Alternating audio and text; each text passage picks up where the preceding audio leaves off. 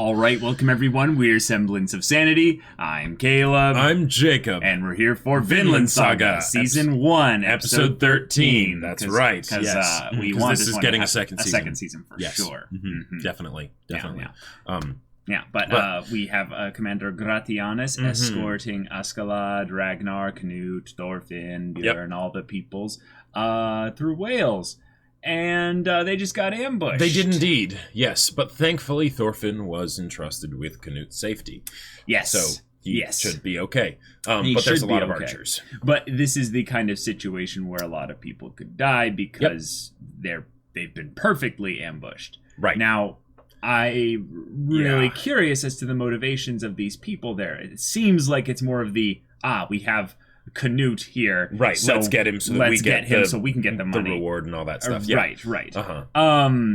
Now, I do think that this is going to end up being, mostly okay. Like, they're going to be able to get through this. Mm-hmm. But with Thorkel still on their trail somewhat, even if he was delayed. Even if it was delayed quite a bit because of the river, he's going to make his way around that with his crazed group of Danes. Oh, yeah. And that's going to be something else. That will be. And hopefully they don't catch up to them, especially after an ambush, because, that'd be even worse. They barely made it out of Wales. If anything, this is the kind of thing that would slow them down so that Thorkel actually, does have a chance of catching up in the future.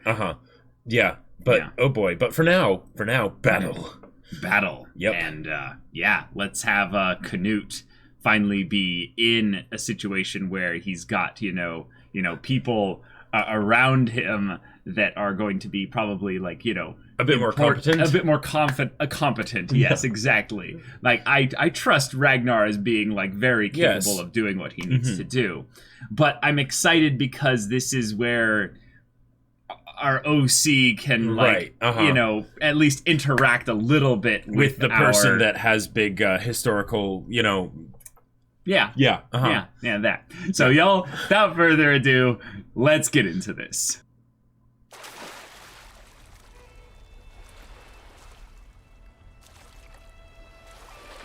Child of a hero. What is this? That's wait, is this Askeladd? Yeah, I think you're right. I think you're right. Yeah. Oh man. Oh, it's Askeladd carrying his mother. Oh, wow. Okay. Awesome. Wait. Like rowing boats, we enter the future backwards. All we see are the scenes of the past and something tomorrow. But new opening. This is a new opening. Oh man, I miss the old opening. Oh. But okay. Oh yeah. Oh, yeah. Okay. Yeah. All right. But okay. Here's the other thing. We just got sudden backstory for Askeladd when we got an ambush on them, and Thorfinn has essentially been handed off to Canute. Oh my god, so I'm so hyped, yo. Does this mean Askeladd's gonna die? You see that? Yeah. But oh man, and showing so much of Askeladd here, like. Well, I think it's more the fact of how important of a character. Askeladd is. Oh yeah, a lot of people are gonna die here. Yep. Like, you see that? It's potential that it's just Thorfinn and Canute that get out of this. Oh man. Oh,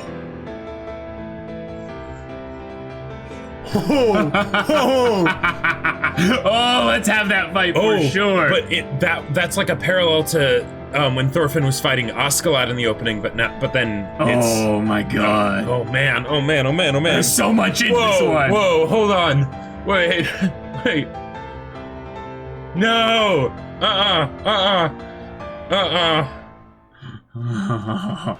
Let's do this. I'm hyped.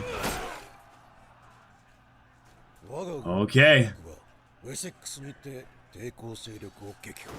Gotcha. So this is up with Swain. Yep.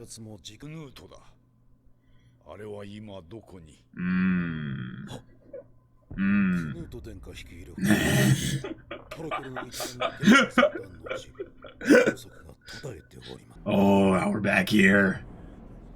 Oh. Oh man.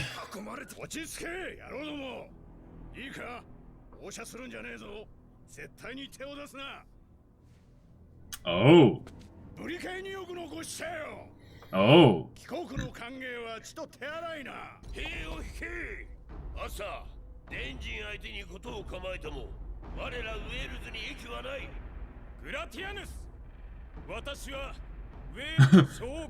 I respect your opinion, but since I've elected to ignore it.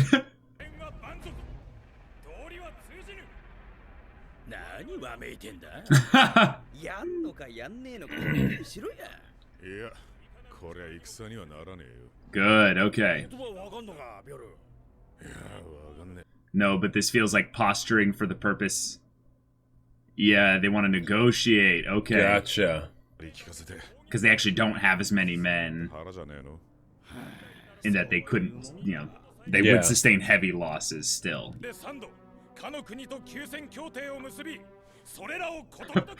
That's like civilization kind of things where the NPCs are like, nope, you violated your ceasefire agreements over and over and over again. Yeah. Nice line. That's a good line. Yeah. Oh, keikaku. Oh. こちらにおわすお方こそデンマーク国王スベン陛下のご子息クヌート殿下である。これより殿下がその方らにお言葉をくだ。Say something spirited. Yes. 何でもいいんですよ。似てくるぞとかなんとか。あの無礼者どもに不快感を表明してやって。He's gonna say something completely different. Poor little Christian Canute is nope. He's too innocent. その場にいるすべての者が王子殿下の御ために動いているのですよ。お優しい方なのだ。無用の争いを好まれぬ。だから無用の喧嘩にならねえように。たまらに。殿下の名。Won't allow you to insult. 王宮は親子兄弟が相食らう狐の巣だ。だった殿下がその中を生き延びるのに。Yeah. Oh, Ragnar is Mama Bear. I will protect my little boy. Don't you dare touch my little boy.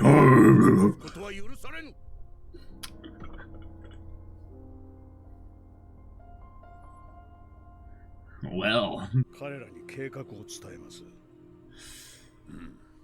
Okay.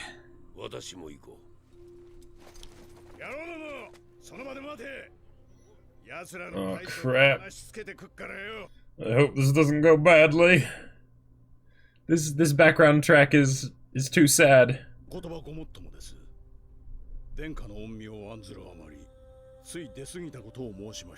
No, because this is all prefaced with the backstory of him being like one of them, basically, of Wales, you know? He's a man of two worlds, basically. Right, but still, we got backstory suddenly. No, Jacob, this is... And in the opening, he turned into snow and disappeared. Yeah, but so did Canute. And that was under the same context. I think that's more about how they'll leave him behind.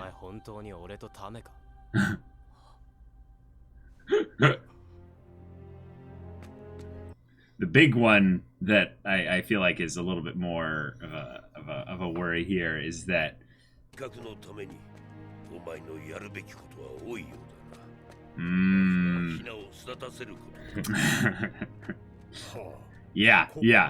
yeah, I was the one we should really be concerned about, Jacob, is Ragnar. Well, yeah. Okay.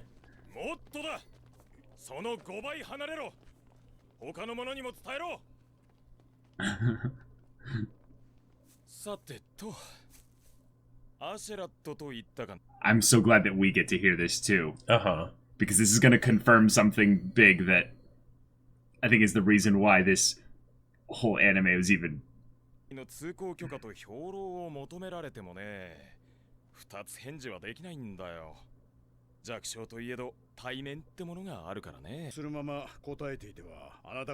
Right, right. What can you get from us?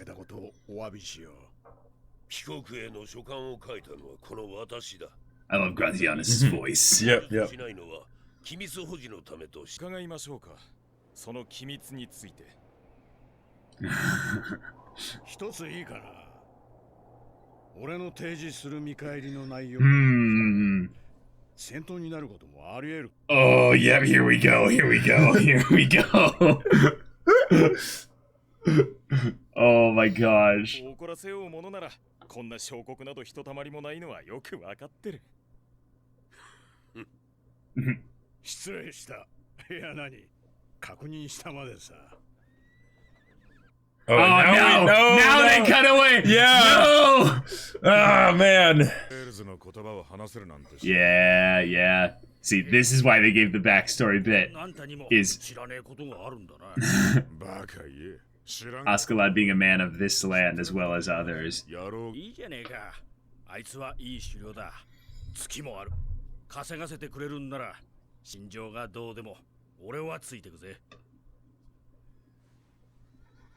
Oh.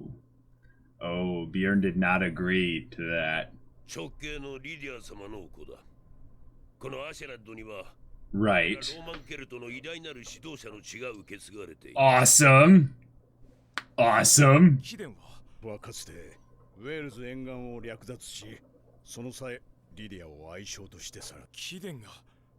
Wow. Through the Celts. Yeah. So yeah. Yeah. Like the legend. The one that, oh my god. Oh yeah, so many. Really? Mm-hmm.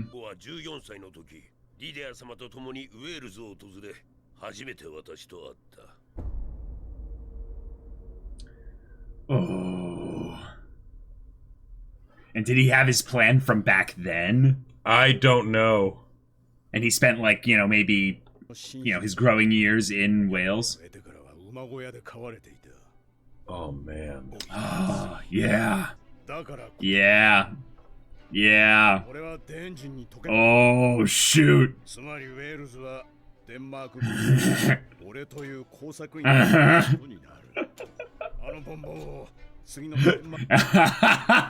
No way. Wait. Yep. Here we go. Oh my Among god. many other things. The sky and everything. Oh. Okay. Only one concern. Whoa.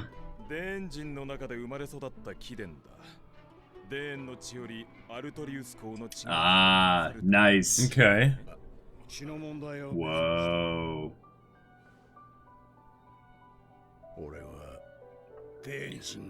Oh. Okay. Dang.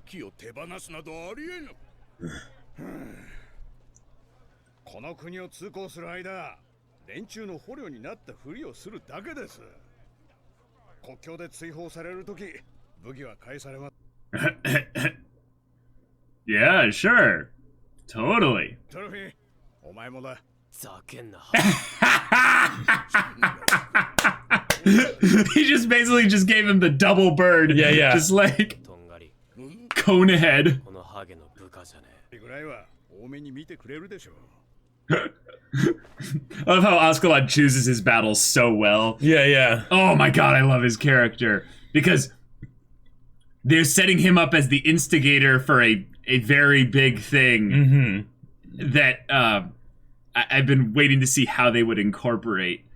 And this is it. This is the beginning stages. I'm so hyped right now, y'all. Oh.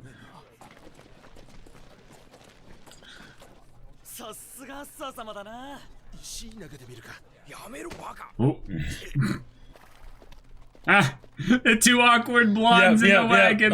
Two completely different lives. Princess, wow. They're gonna become friends. These two are gonna become like best friends. Definitely. Boku? Yeah?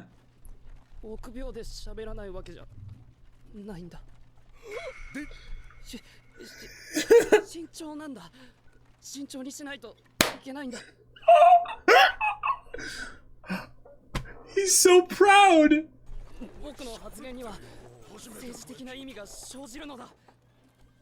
異国においてはなおさらだ。父王陛下のお許しもなく不可侵条約だの。不快感の表そこそこマシな言い訳言うじゃねえか。全部足りてるようだな、お姫様。この無礼者初めてだ。今まで僕にこんな態度を取る者などいなかった。あら、いい経験じゃねえか。わめくんじゃねえよ、座ってろ。わめいてなどおらぬ。僕は自分の発言の態度を主張しているだけだ。This is awesome! 大体なんだその態度は。この僕をなんと心得る。Yep. Look at him go! Uh-huh. Awesome! Oh.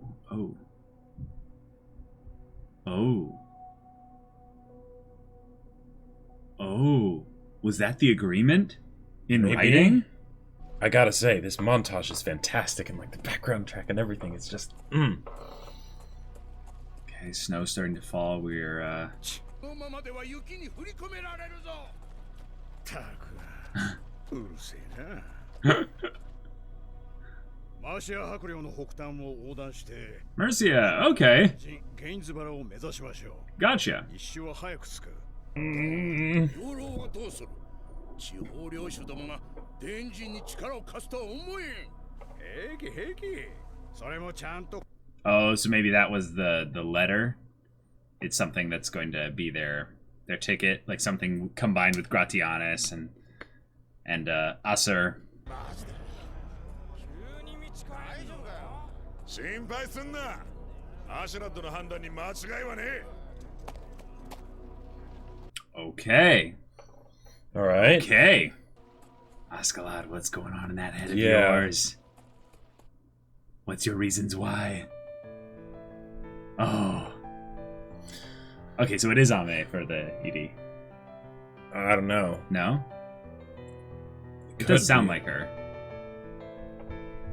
I mean, we'll see in the credits, obviously, but... The Yoms Vikings...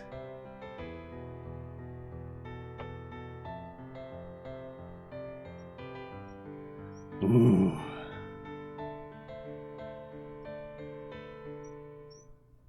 Nice.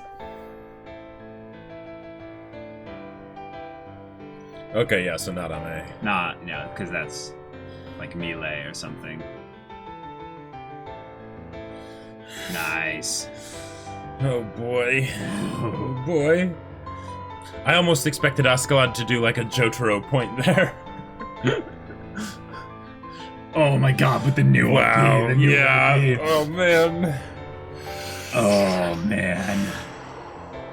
Guys, I'm so excited. They're moving things so quickly because Oh man. Oh boy. like Oh boy, oh remember, boy. I know mostly just names and kind of some dates and big events and stuff. And you know, we've still got a ways to go before, you know, a lot of stuff, but in terms of where things start, oh my god, y'all, we get like some confirmation on some stuff, some backstory. We get the initial stages of Askeladd's plan, and we get actually a good chunk of it spelled out to us. Like some of it was you know, not specifically detailed, but a bit of it, a good chunk of it, we know the gist.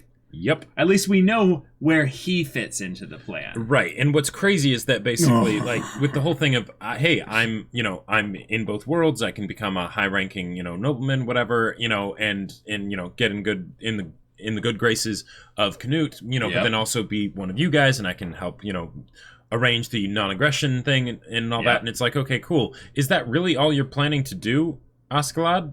once you get into a position of power like that, is that really it? Could be. The thing that's interesting about Askeladd as a character is that I'm pretty sure he existed in history. Really? He's not entirely OC. But the thing is I feel like parts of him are pretty OC. Okay. And yeah, because I mean, with this close of perspective, you kind of I believe that's the same way it is with Thorfinn. Is that Thorfinn is a person that existed, but also has a lot of things that they're doing specifically for kind of the OC stuff here, because it feels like what they're doing here is they're basically being like, I mean, I don't want to spoil too much here, but basically, we're putting a bunch of characters around Canute. Yes. And you're not. Oh yeah. You're not clueless here. You can kind of guess why. Oh yeah. Now here's the thing that's fun about this whole story here is that just because characters are around Canute doesn't mean, like you're saying, that they're going to necessarily make it, through much of the story. Right. Now, I definitely want to go out there on a limb and say that I think that Askeladd is a huge character as far as the overarching story goes. Whether or not it's just the influence that he'll have versus his actual presence. Yeah, In the same way that Thor's, I would say, is the type of character where you can see his influence reaching out beyond his death into the story. Even now, there is something about where maybe Askeladd is thinking about that with his actions here. So therefore, he's still alive. He's still going to be around kicking, making cool things happen. But he is very much setting up things for in case he goes. To have a lot of influence in the way the world is directed in a way that not only makes his family be somewhat taken care of, but also the family of his mother, the family of those that, the families of those that go beyond his blood, and in some ways are interwoven with his blood. I love that the reveal is that he is in some ways the chosen one, if you will. Right, which is not what I would have expected. Right. You have the old kind of cunning mentor actually be the one that has the converging bloodlines and all that, the burden of destiny. Now, what I like about this, though, is that he's not actually saying that he really necessarily wants anything huge from this.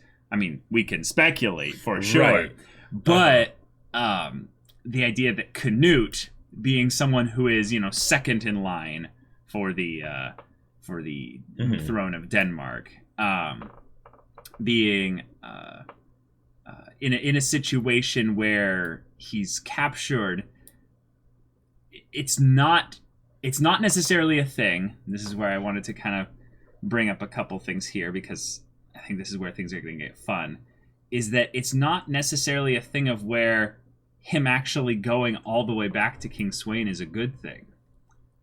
Because here's the issue, right? If King Sweyn, who is, he seems to be on his way out, right? He's old, he's sickly, he's an old king. This is probably his last hurrah. Yes. If he dies, the throne goes to Harold. So Askeladd gets nothing out of that, right? Right, unless he helps place Canute into the throne, right? Unless he does something. Unless he does something. Right, and the thing is, it could be all kinds of different things. There's a Askeladd lot. has options. Askeladd has options, and even the plan that he talked about with Gratianus and Acer, that can just be the tip of the iceberg. Which is crazy to think about. Can I show you some things in the OP? Oh yeah, because there was a lot of Okay, I want to show you. Yeah, there was a part of me that wondered if it was like actually kind of telling us the entire plot of like the next, 30 they're gonna show equivalent. This stuff. That's their own thing here. So we get this very, encrusted cross, which I kind of want to bring up as a fun little point here. Canute is a Christian. Yeah. Yeah. And yeah, there's that. Yep. Mm-hmm. Then that was not lost on me. Yeah, then we have this nice shot of horse riders, cavalry. But then we see basically the military strategic view. Now that's of the Danes making their attack, right? Like, well, is this the initial, like? Do you want to see where this originated from? It originated from Denmark and the Netherlands, right? Denmark and Norway. Norway, yeah. Yeah. So this is something though that I would say more realistically speaks to the Viking Danes kinds of raids and stuff like that. Right. Because, it goes all the way down to Spain. But I also wanted to bring up like something kind of crazy here is that like that's a huge section of Europe. Oh yeah. It's a lot bigger than this kind of stuff that we've seen in, that the story's focusing on right. Like they did touch on, France and, Britannia and all that, but right. Yeah. I love the old art basically being the the stuff for showing how how they designed everything. But then I love this part here where they show the 3 arrows launching off from Norway. Going to the small islands in between Iceland, but then when they hit Iceland, it changes color to green, to show their, kind of their pacifist ways in in Iceland and stuff. But then that green arrow continues across to Greenland and then to Newfoundland and into Vinland and that could also just be a story of what happened in the past with all the raids from the the Vikings and all that stuff, and then then basically Thor's settling down with the rest of his people in Iceland, and then and then Leif Erikson going to Vinland. To Vinland, That's definitely something that it has a big opportunity to be here, which would make sense because then they're not really spoiling anything. But this here, so Canute's a big deal. Canute's a big deal. Right. And y'all, for those of you that might just be joining our reactions for the first time or what have you, or missed any of the previous discussions and stuff, I'm a big history buff. This was like my thing when I was younger. I would read historical fiction and then actual historical stuff just for fun. And I knew about Canute quite a bit before this whole thing here. In fact, I didn't read like specifically books on him, but I read stuff specifically about this time period. And because Vikings and stuff, it's like it's exciting, but it's something where there was a lot of changes in the way that let's just say this area kind of had things going. Well, there's a reason, since they're using history so much, there's a reason that they're using this time period, right? This time specifically, because big things happen here. Big things happen. I love this that little bit shot with Ragnar and Canute was adorable, and then they teased this bit that they showed in the episode, which was basically that the royal court, so to speak, even though there was no court, basically it's not a castle. It was some Stardust stuff. There was some pretty depressing things going on there. Then this is something that I feel like is just kind of obvious at this point. We have Canute like in mourning, basically. And then immediately after that, it goes to Ragnar turning away and fading into snow. So Ragnar's going to die. And this is something where he doesn't actually have to die, but I think it's important that he does die, because I'm gonna try and keep things as non-historically possible, whatever is possible. But the point is that in order for Canute to grow up, he needs to leave his mother. He needs to leave her nurturing grasp. And oftentimes that means you need to actually be chucked out of the nest. Or in some ways, the nest needs to be chucked away from you. Right. So even if it's just that Ragnar gets abandoned in Wales or something like that, and he doesn't die. Right. They truss him up like a turkey and just, ship him off somewhere. Yeah. They're like, Gratianus, you can take him back now. Right. In some ways, that wouldn't necessarily work, because as right now, the babe is very much suckling at the breast of mother, and very much feels like the babe needs the sustenance from mother. Well, and that's why Askeladd put Thorfinn next to him, because it's basically he's saying like this is straight up like some basic stuff where it's okay, you've got the baby. Now we need to get the baby socialized. So we're going to give it a playmate, right? We're going to give it a playmate and then force it to be with the playmate instead of its mother. Oh right? My god, I'm so excited. And then as that happens, it will start to grow up and learn things and and whatnot, and yeah, and then also as a result of that playmate is going to become a very it's going to be a very cherished and special friendship because it's the first playmate essentially, right?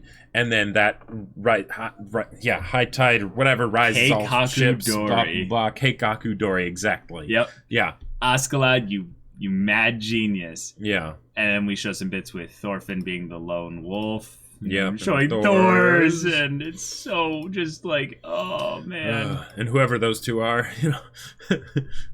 Well, that's those two guys. Yeah. Well, they're members of Askeladd's crew. Right. But I think the big one here is Floki and King Swain. And if you look at King Swain here, he's looking through his crown. Yeah. And he looks done. Oh yeah. And Floki is looking at King Swain with like almost a little bit of worry, I would say. Or something.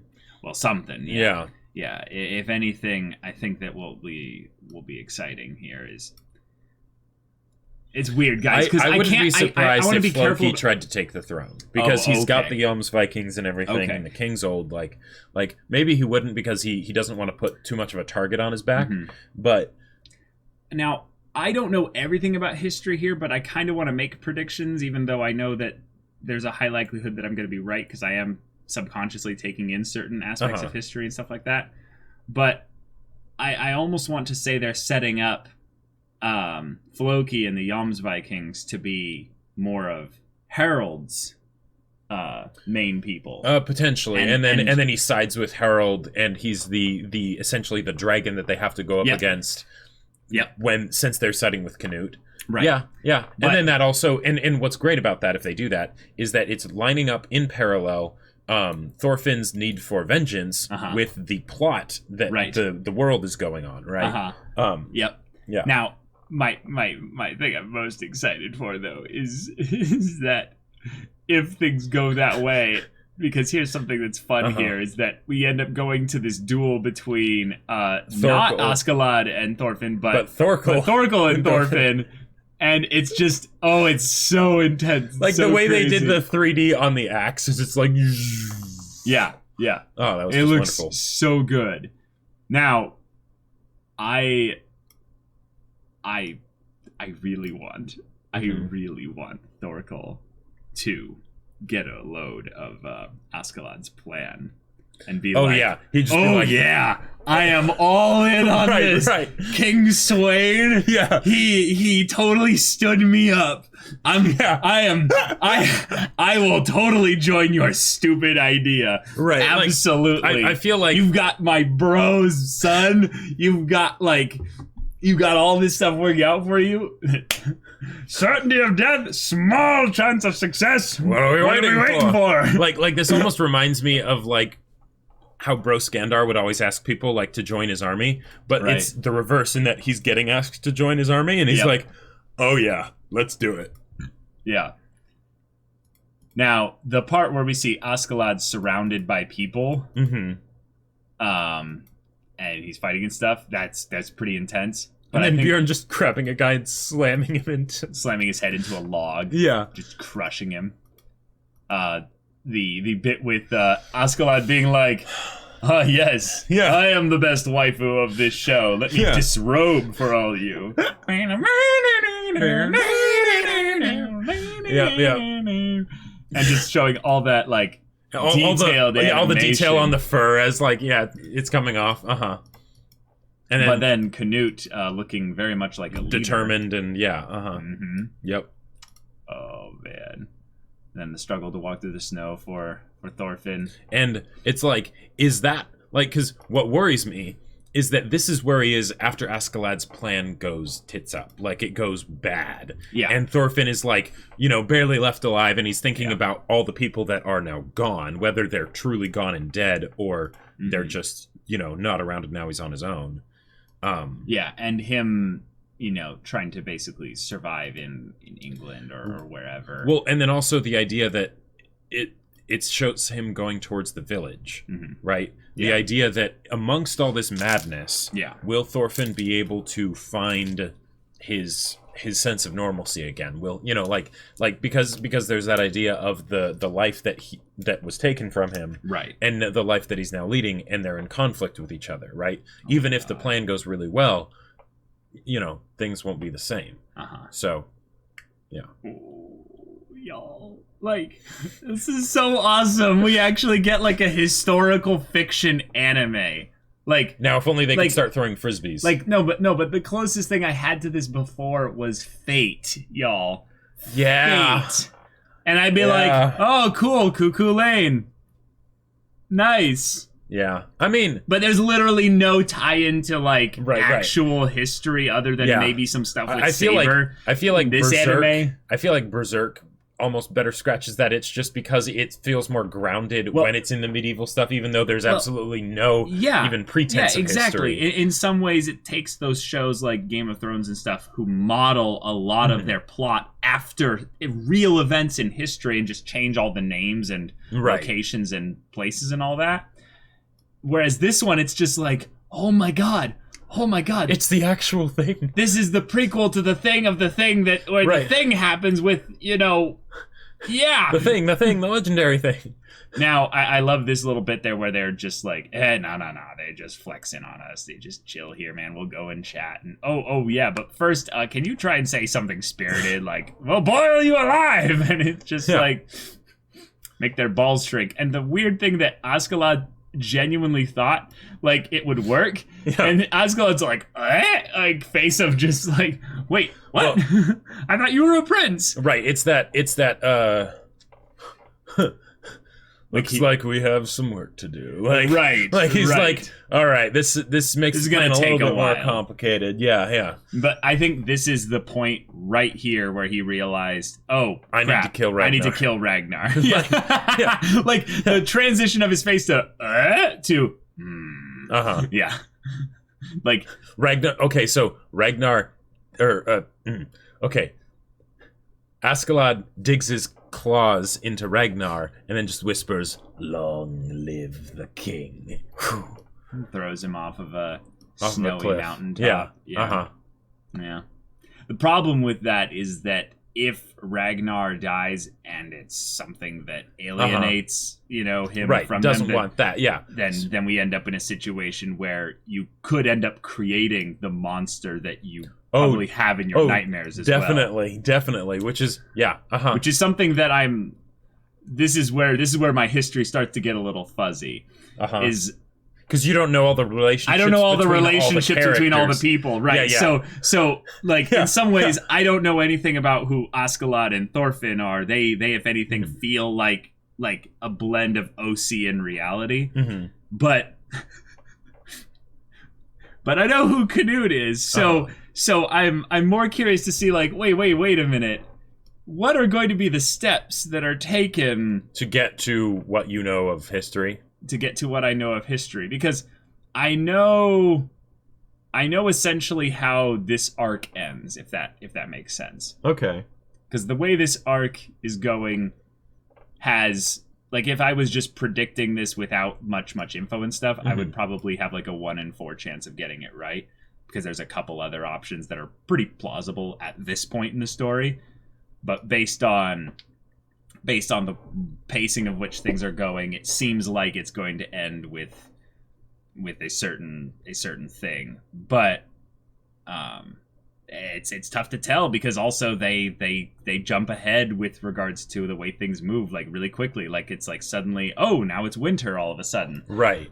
My head is literally trying to keep track of what year it is. It's very very important to me to know. Yeah, if D-Day is here, when I see the seasons change, I'm Okay, all right, we're going.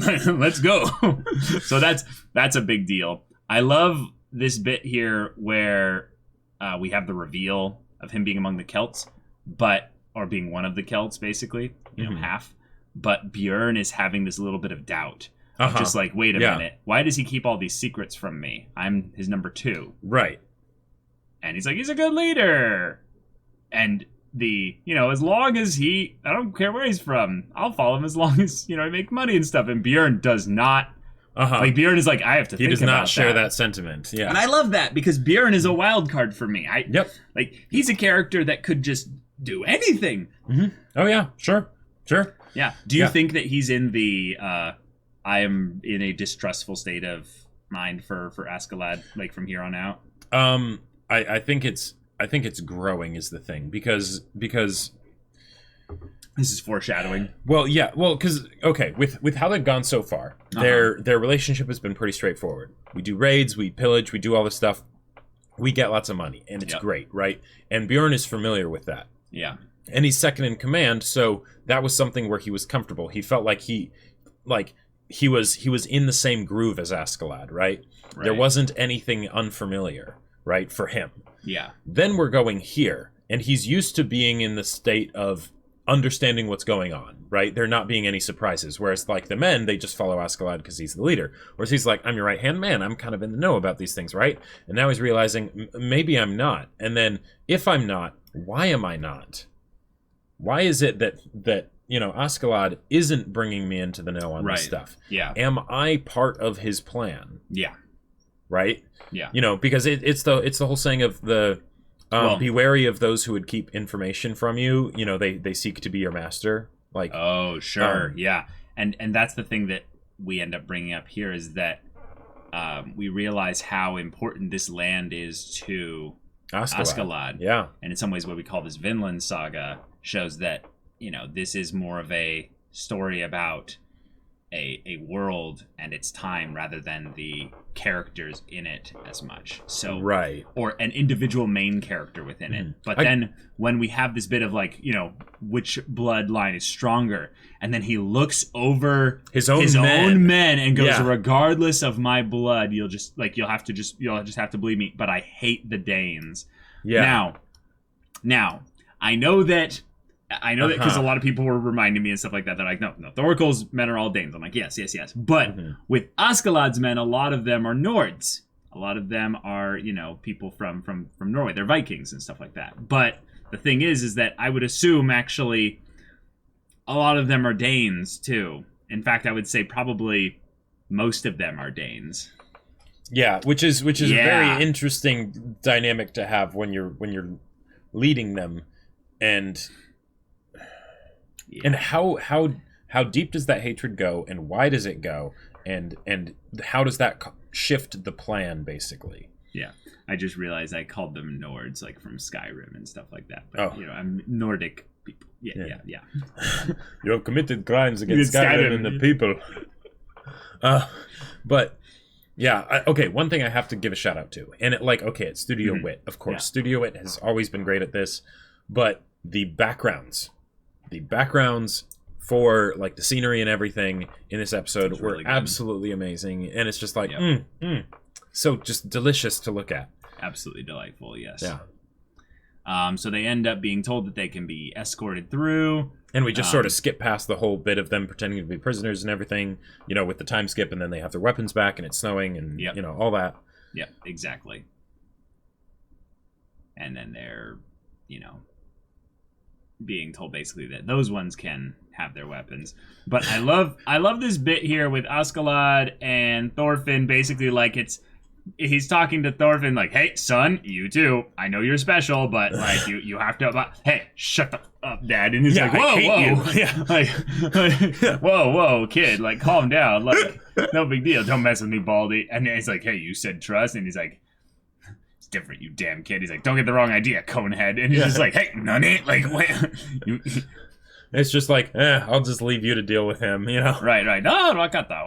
Like, come on now. I don't have to deal with this crap. So then they head on out. but the conversation between Thorfinn and Canute. Mm-hmm. So, can I just hear from you, Jacob? Who do you think Canute will become, like, personality-wise? Because this is obviously, like, a foundational ground. Right. Personality-wise, it's tough, because it could go anywhere from... I don't necessarily think that he'll become ruthless, but he could if he went like some of the scarier areas that people brought up on religion can go. But But what I think is more likely is that he will, when he goes through the growing up stage, right? You know, the separation from Ragnar. Yep. He will of course, become a lot more confident and things like that, and he'll become a proper leader, which will mean he will be decisive and he will be able to make the tough decisions. Right. But it's a good contrast to where he's at right now. Exactly. Makes but sense. What I see happening most is that he will have a sense of vision that is very alien for the people of this time. Because Gotcha. they keep bringing up this whole idea of the Roman Empire, right? And the fact that Canute has been properly educated, right? Yes. That means he has the capability to bring about some of the crazier ideas, right? But then it also means that he would have heard the stories of the people who did. Oh. Right? Interesting. So things like the that. Roman Empire, for instance, where suddenly because with a lot of the people like say in Askeladd's band, you know, the guy that's talking to Björn, he doesn't really think about much other than the fact that I'm going to get some money because I'll just stick with Askeladd and do whatever he says. Yeah. Björn is a little bit higher up in the pecking order, and so that's not quite enough for him. Right. But what would happen if you were to basically nurse someone on the ideas of stuff that went far beyond what we have right now? Right. You know, that would and if they and the thing is, you know, don't just let your dreams be memes. Like it could be something that stops there. Right. But if he's given the tools and the ability and he grows himself to the point where he could properly utilize those tools that he's given and the opportunities and sees them, he could potentially do something crazy like that. Like there's all kinds of stuff that he could do. And the fact that they like even brought up like the whole Arthurian legend and everything, and like Artorias. His Roman name. The one that basically took the... I mean, a lot of what I know is based probably more on legend than reality, but a lot of exciting things happen when you think about what the mysticism of their little idea of their prophecy of the Artorias returning and having the returning from Avalon to save England and all of that. It takes quite the person to generate that kind of myth. Right. Yeah. But do you see the ideas of where they're trying to... Well, and that's why I was so surprised that they were having Askeladd be the one with the converging bloodline and whatnot and things like that. You know, but then at the same time, he's not looking necessarily to be number one then. Right. He's looking to pair up with someone that could be number one. Oh, yeah. And I mean, well, okay, as soon as they mentioned the whole idea of the Arthurian legend, in this show, like a few episodes ago, I can't remember when exactly it was. Right. Then, immediately I'm thinking of Canute because he has, because he has the potential to actually do something like that, something on that scale where people would liken it back to, is this Arthur returned, So since I can't really make any statements or predictions because you know whether I want to wrong. know what are your predictions regarding that, whether Canute will, or what it will look like if he does, because the fact that they're focusing on him like this, something's gonna happen. Something's gonna happen, right? And so at least in the next like with what we have presently, what do you think will be his big things that he'll do? What do you think they'll be? Specifically Canute. There will come the point where basically King Sweyn is dead, and he has to go up against Halfdan or Harald. Harald, yeah. Okay. Harald. Gotcha. And that hopefully he's ready for that when it happens, but you know, it'll probably be something where he's not fully ready, and then he has to sort of become ready, you know. Gotcha. And I think Thorfinn being at his side will be very important for that. It's hard to not make the comparison to Berserk with Guts and Griffith, you know. And I like, wanted you to naturally come to this conclusion yourself. Well, no, I pegged him as Griffith as soon as he showed up. Of course, like, you're supposed to. Yeah, right. So if it does go badly, if it is something where say Askeladd, you know, kills Ragnar or whatever, you know, or does something that draws the ire of Canute, especially when he grows up, like early enough where he takes it personally, you know, it festers and it becomes this thing, then that could be very bad for Askeladd, but it could also be very bad for Thorfinn if it's seen as basically like a personal betrayal, right? Sure. If they are able to form a connection before then. Sure. If not, it could be something where this is the next segue into Thorfinn's journey, right? Where when Askeladd's time comes to an end, which they've been talking about, that Thorfinn is now paired up with this Canute guy. Or maybe he, you know, like romps around the land with Thorkel, you know, like, I mean, both sound awesome. Yeah. And the whole idea of Askeladd contacting Thorkel and being like, hey, I got a better idea. Like, you know, like, you should join us on this. It's going to be great. I could totally see that happening, and I would love for that to happen, because that sounds like straight up like Fate Zero, like kings gathered around the table kind of a thing. Yeah. But so we end up seeing finally Canute's primary attribute. He is cautious. Mm-hmm. Yep. Which this is historically accurate, I would say. This is something that since I'm just going to speak in present terms here, the fact that we see that he has been afraid for his life, he was not the primary heir, and there's a lot of shenanigans that happened in his family kind of setup. And I kind of like that this is their way of expositing that without really going into the details, because it's not based on it's not really important. Well, it's not based on the point of view of Thorfinn and company, meaning that they would never find out about this unless specifically needed to be so they told. just give little flashes to show it. Exactly. And Ragnar freaking out of being like, oh my god, he's talking to someone else other than me, and it's banter. This is genuine banter. Now, of course, Canute is properly offended because he's not used to being talked to as an equal, or even chastised and condescended to. Right. It's the whole idea of the kids on the playground that kind of they're fine to play, but they also want to kind of figure out the pecking order. Sure. You know? So to determine the rules of their play, sort of. The rules of engagement. Yeah, exactly. And this is kind of what's happening here.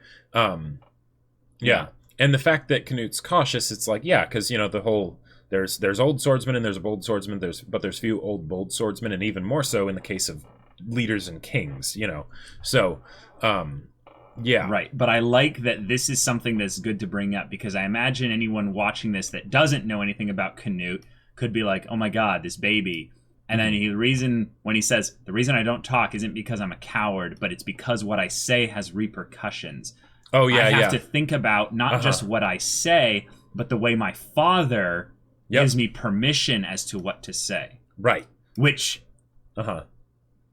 like, this isn't, I would say, a crazy prediction. I'm not going to tell you how or anything, but King Swain's going to die. Well, are you sure? King Swain's going to die. Yeah. So that you see the father and the mother figure pushed out of the way. Yep. What happens when this bird starts to fly? I am just so excited about this. And then what I love is the not bad for excuse. It looks like you're smart enough, princess, because I want to see this dynamic, because this just seems so fun, and it does seem very Guts and Griffith. Oh, definitely. But it's younger in terms of experience as well, because Guts and Griffith, when they met, they were in some ways the same age. But Griffith had the power. Griffith had the dynamic. Vision. Yeah. He had the vision, the dream, all these other things, and Guts had all this world experience that in some ways made it so he just kind of let Griffith in some ways run over him, like wash over him. Yeah. In this ways, Thorfinn is a little bit of a different person.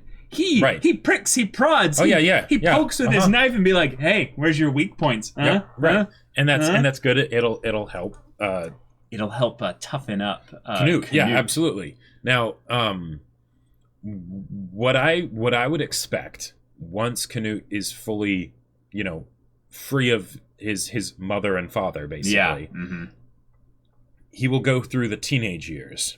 Oh, so you think he skipped the teenage years by remaining in childhood? No, I mean, he never went into the teenage years in terms of maturity because he remained a child, essentially. And since they're going through this with the stage of like starting with the babe, that needs to be separated from its mother and then needs to find a playmate, there's going to come to a point where the child starts to bristle and question things and maybe get a little bit chaotic and but finding out what works and what doesn't and things like that. It's the later stage of growing up where it's like you're realizing that what you do has consequences as opposed to all being with a safety net, Okay. I feel like that will come once he's in more of a position of power. Right. Gotcha. And then we'll be able to see what that happens, and then having Thorfinn next to him at that point will be very helpful because, it's basically a peer, someone that hopefully Canute will be able to trust, Right. Right. And that's something where, depending on what the relationship is between Thorfinn and Canute at that point, and between Canute and the other people around him at that point, things could go many different ways. Yeah. And final thing I would say, just before we did a long discussion for this one, because they revealed a lot of the stuff that where the story is going to be going, which is exciting, is Askeladd is going to be a huge character. And this is something that's making me question a lot of my historical kind of stuff, because I'm like, I don't remember an Askeladd in this case here, but I do like the idea of not just one OC, but two OC in this case here, because then you can have both of their plot lines basically go different directions. You don't have to have the fate of Askeladd. It's obvious when you think about when I say it out loud, but the fate of Askeladd and Thorfinn be tied together forever, and that's what the OP I think is kind of bringing up a little bit. Yeah, one of the things that and if that happens, like because if Thorfinn goes with Canute, the easiest way to do that would be to have Askeladd be dead, right? Or something like that basically says that Thorfinn doesn't have a place to go back to, so it's not really a decision, right? Okay. And then he just keeps going on this path that's been set up for him by Askeladd, whatever, right? And it works. But barring that, there would need to be basically some reason for Thorfinn to choose one over the other. And given that Canute is being introduced here, I get the feeling that Thorfinn's going to stick around him for a while. But yeah, I think he's going to resent it for at least a good chunk of time. Oh, definitely, right. So they're probably going to. It's Thorfinn is also kind of in the baby stages right here, where he needs to be forced to play with someone to find a playmate, right? Sure. Before the mom can basically leave him alone, and then he'll stick with the playmate by himself. I want to go out on a limb here and guess a little bit of Askeladd's motivations, because this is an area that I have there's no way I could have anything from history actually help me here, and that is that Thor's is like almost this specter in the mind of Askeladd in the same way that he is for Thorfinn. And that is that he's thinking about not just the future, but he's thinking about what he owes Thor's in a way.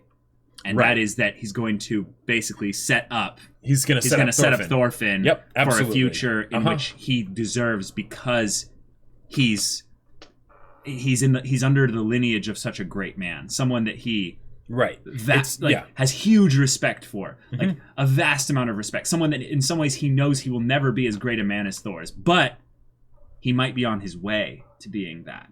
And I think that's another thing that he sees here, is that while Askeladd is clearly a schemer, like you just revealed it here of how big of a schemer he is. I love it. Yeah. There is this other part of him that I think he wishes he could have the stature internally, like his own belief of his own stature, that he could be that kind of a person, that like Thor's. So the setting up of Thorfinn in this situation here, and the distinction that he made between where he says he hates the Danes and then knowing that Thorfinn is like the only one that we can, I mean, I'm pretty sure that we can say for sure isn't a Dane amongst his whole crew. I'm pretty sure Bjorn is a non-Danish name, so I'm pretty sure he's a Viking of sorts. Well, and we also had Askeladd literally say, this one's different. Like that too. So that too. You know. Yeah. But I love this show so much. I cannot like I can't I'm be so more sad that the opening changed though. Yeah, the opening though was so good. The opening was so good. Amazing. They were perfect. Just like these are good too, but yes, it's not the same. I know what you mean. Yeah, but don't worry. We'll probably come to appreciate this OP. Yeah. A lot, especially I would say once this season is over. But the things that they're doing here that just get me so excited about the historical stuff. I almost want to figure out a way on our Discord to have a historical kind of speculation type group there, but I don't want to gain more historical knowledge on this thing here. I want to find a venue by which I can discuss this stuff without it being too much of a where I get feedback that ends up. Yeah, I don't know if there's a way to do that. But the thing is, I'm still having so much fun, even though I can't discuss a lot of the things that I really want to discuss because I just end up spoiling him. So I also want to applaud you for all those times you've been in this situation. It's tough, isn't it? It's so tough to shut up and be like, okay, don't ruin things with that facial expression, because I'm already like giving you so much extra info just by talking and stuff like that.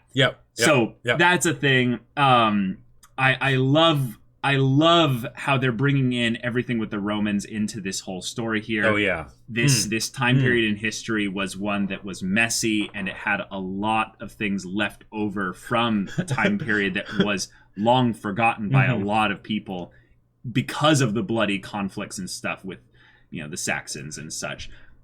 But now we are in this stage here where we're coming full circle. All this has happened before, and all this will happen again. And I'm so hyped to see where they put our main characters in these events. That's just one of the best things about historical fiction. You're just like, ooh, when this happens, where will so and so be? And where will so and so be? Leave it to anime. So anime has, anime has taught us that, like, okay, if you want to get weebs interested in, weightlifting, just have waifus lifting weights. If you want to get them interested in music, just have them play music, like all these different things. If you want to get them interested in history, have waifus like Thorkel, for instance. Like so history. True. There you go. So true. Like, oh my gosh. Because I thought that history was one of the most boring things ever growing up. I know what you mean. Like, other than like some choice exceptions, Romans being one of them. I was just like, But this, it's like, ooh, now. You kind of want to go and just a little bit. Yeah, that's probably one of my favorite things, is to go and find a region and just go back, 1,500 years, or maybe even about 2,000 to 3,000 years, and just kind of check the recorded bits, because we only had writing as of like 4,000, 5,000 years ago. Well, it was even less than that. It was about 2,500. Yeah, probably less. Maybe 2,500 to 3,000 years ago. But basically the recorded bits that we have that are consistent and a lot of, added feedback onto it and stuff, you get into these very fun areas where you are limited in the accounts that you even have. And not only that, the translations that you have on those specific accounts end up being ones where people are like, well, some people say it was this, and a lot of people say it was this. Right. So you have to kind of make up, a little bit of I guess we don't know 100% regarding this thing and this thing. And then entertainment comes in and goes, okay, we're not going to violate the characters and the locations and these big things and stuff like that, but we're going to fill in the gaps with some flair via our OCs that leads to these really cool kind of explorations of characters that we don't actually really have a lot of accounts of and stuff. So I know that's probably one of the toughest things with, telling the story or writing this manga, that would be, that would be a huge deal for, someone from, Japan to have a manga that they would write about Viking culture and all that and stuff that goes on in England and Denmark and all that jazz. So it's just this is fun. And this I can totally really see it being something where like when they're thinking of like, oh, what am I gonna do? They're reading in some history book, whatever thing, and they see these names, and they see this thing, and they're like, oh, cool. Wait a minute, that seems to fit like a pretty good. I wonder what the story. Like, I want more of this. I want more detail. I want to see that story. Right? Because wait a minute. What if I just because history didn't give a perfect account of all these things here. Right. This anime was able to happen. In some ways, I would say that's part of the reason why this story was told over some other story was because there are these little moments where there was you're just room like to flesh it out, to add more to it. So J.J. Abrams' mystery box. I'm just so excited right now. And y'all, thank you so much for watching this episode's reaction to discussion. This was a long discussion. There was a lot of stuff we went over here. A lot of stuff that we didn't go over because, it's just oh boy, this show. We have the future to look forward to. That's exciting. Or do we have the past to look forward to? Well, I Anyway, got you. But the Patreon, it's a cool thing. You should go check it out. Link is in the description below. If you want to get our full-length reactions there, or you want to watch next week's reactions there. Segues are hard. Oh man! My man. Speaking of segues, my battle brain lines. is 1,000 years prior to where we are right now. So I wrote a sci-fi novel. If you didn't know about it, the link to the Amazon thing where you can purchase it is in the description. There's some reviews on there of other people that read it and shared their thoughts. Go check those out because they're really informative. And if you do get it, make sure to leave a review of your own once you finish it. Yeah. So. Check all this stuff out. Discord, if you want to chat with us about any of this stuff, get involved with the community there. It's really cool. A lot of fun people. And you can nerd out with me about history as long as you don't spoil me even more than all this other stuff. But yeah, if any of that interests you, we'll see you there. But until then, we're Semblance of Sanity. I'm Caleb. I'm Jacob. And we'll see you all next time.